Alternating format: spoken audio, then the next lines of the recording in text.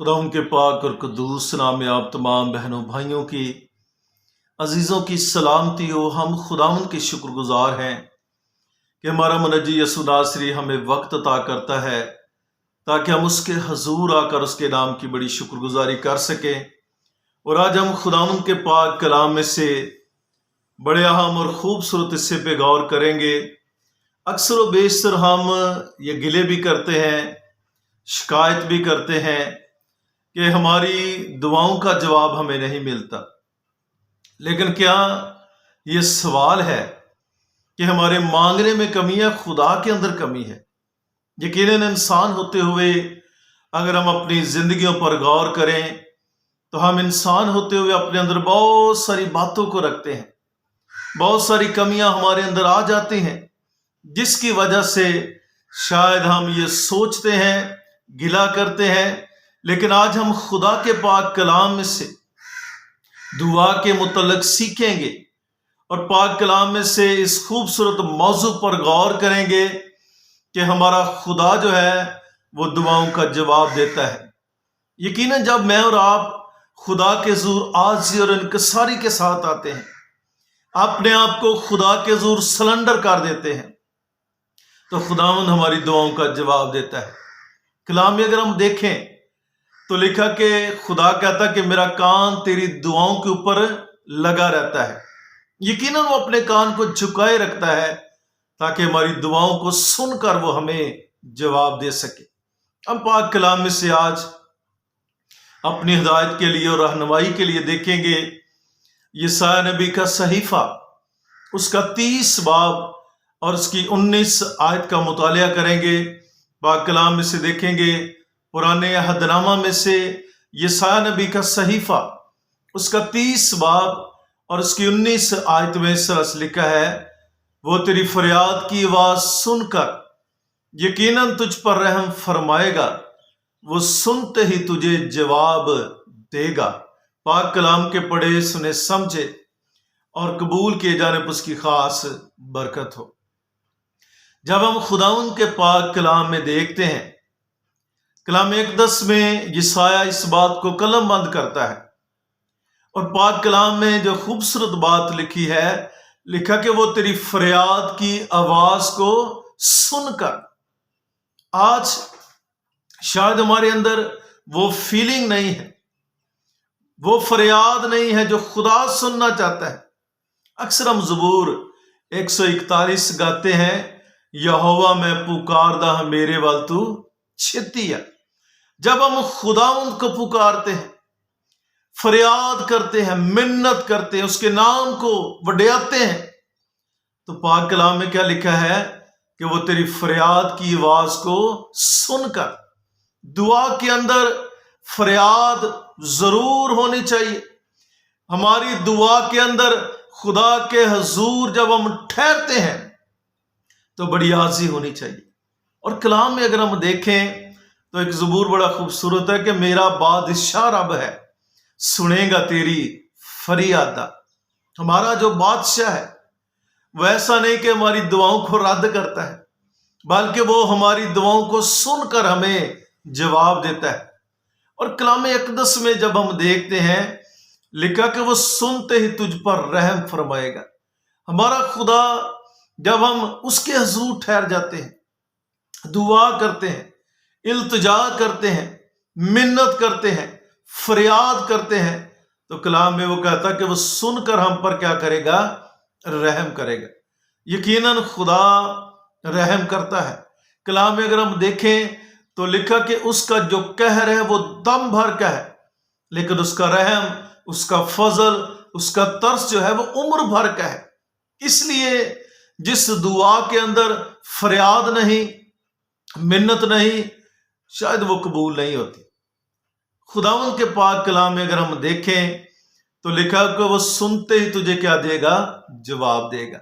हमारा खुदा हमें जवाब देता है, हमारा खुदा हमें बहाल करता है, हमारा खुदा हमें उठा खड़ा करता है। कलाम में अगर हम देखें तो कौम का पेशवा हिजकिय्याह, जब उसे पता चला उसने मर जाना है, तो कलाम में क्या लिखा है? वो खुदा के हजूर रोया, मिन्नत की, فریاد کی، دوار کے طرف منہ کر لیا اور خدا کے حضور ٹھہر کر فریاد کر کر خدا سے کہا کہ میں ابھی مرنا نہیں چاہتا، خدا میں تیرا وفادار ہوں۔ اور کلام اقدس میں جب ہم دیکھتے ہیں جب وہ خدا کے حضور ٹھہرا تو کلام میں لکھا کہ خدا نے اپنے بندے کو پھر بھیجا اور اسے کہا کہ جا اس کو کہہ اس کیا کو اپنی آنکھ کے آنسو پہنچ، تیری دعا میرے حضور پہنچی اور میں نے تیری 15 سال عمر کو بڑھا دیا ہے۔ ہاللیلویہ۔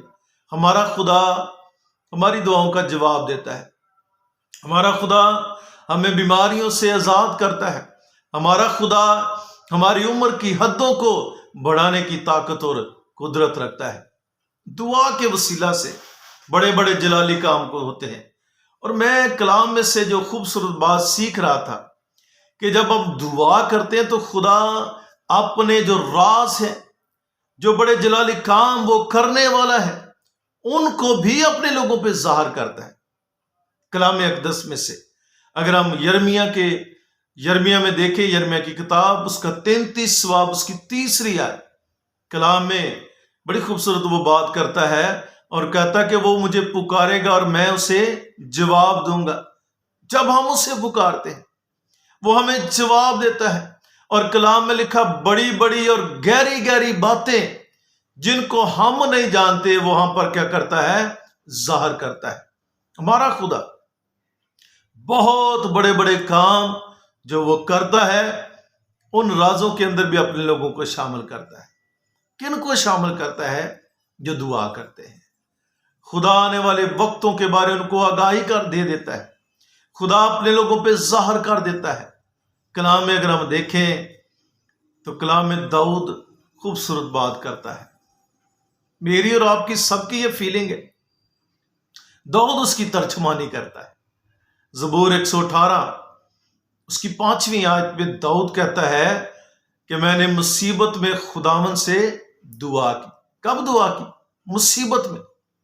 میں نے تنگی وچ تیرے اگے کیتی دعا۔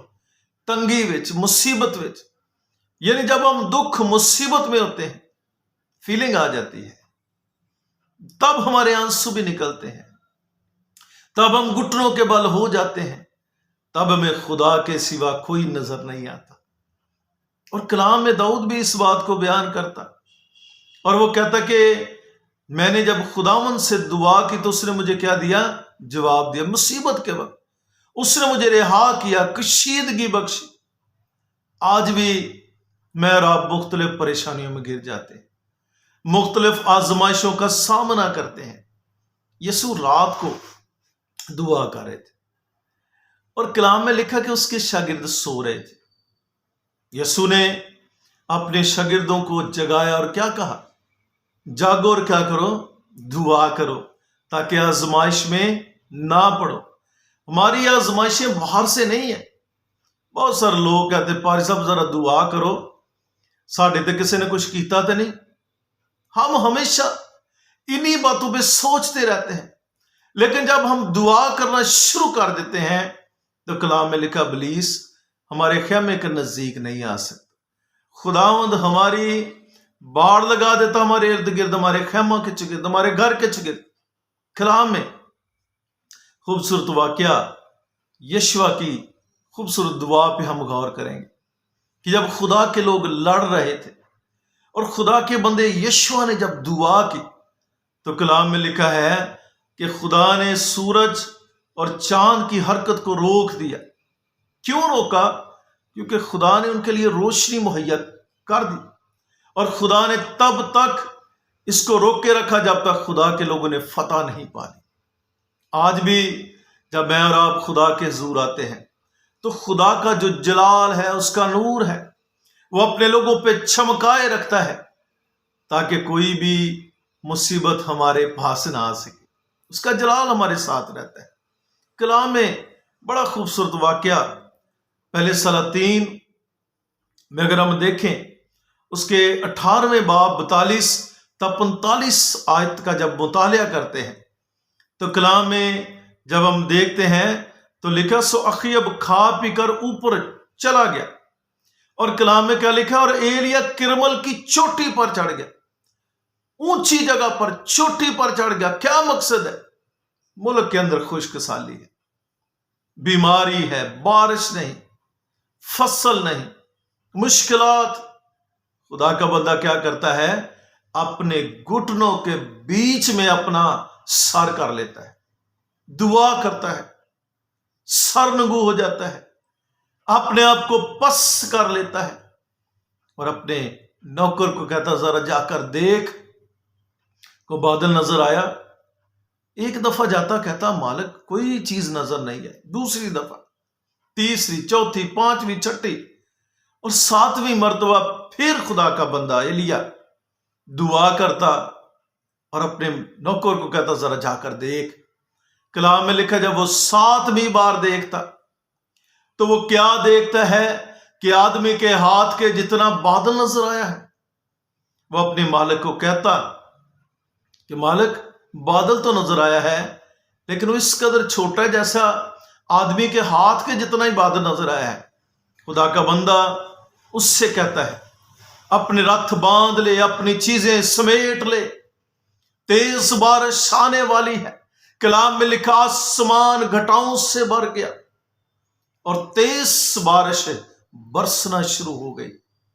آج بھی میں اور آپ خشک سالی لے کر جاتے ہیں، بنجر زمین دل کی لے کر جاتے ہیں، یہاں پہ کوئی پیداوار نہیں، فصل نہیں، بڑھوتی نہیں، برکت نہیں۔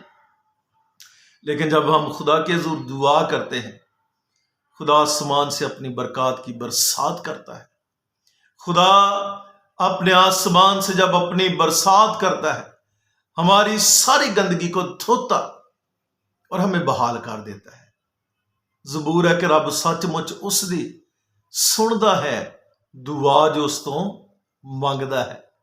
آج ہمیں اپنے آپ کو خدا کے حضور لے کے آنا ہے، سچائی کے خدا کو پکارنا ہے۔ جدوں تینوں پکارا میں تو سن سچائی دے ربا، میرا دکھ دور کیتا تو۔ یقیناً ہم اس کے پاس جب آتے ہیں نا تو شاید ہم کسی مطلب کے ساتھ ہی آتے ہیں، لیکن ہمارا خدا ہم سے پیار کرتا ہے۔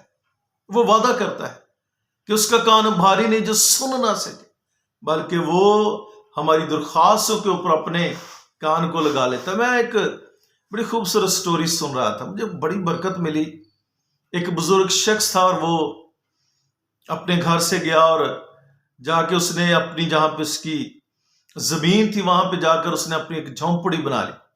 بچے اس کے بڑے ہوئے، وہ اس سے تنگ تھے کیونکہ وہ دعا کرتا تھا، وہ خدا کے حضور آتا تھا، اور انہوں نے کہا کہ آپ ہمیں تنگ کرتے ہیں تو آپ مہربانی کر کے آپ وہاں پہ چلے جائیں جہاں پہ زمین ہے، تو آپ دن رات دعا کریں، ہمیں کوئی اعتراض نہیں۔ بزرگ شخص یسوع سے بہت پیار کرتے تھے، انہوں نے وہاں پہ جانا اور رہنا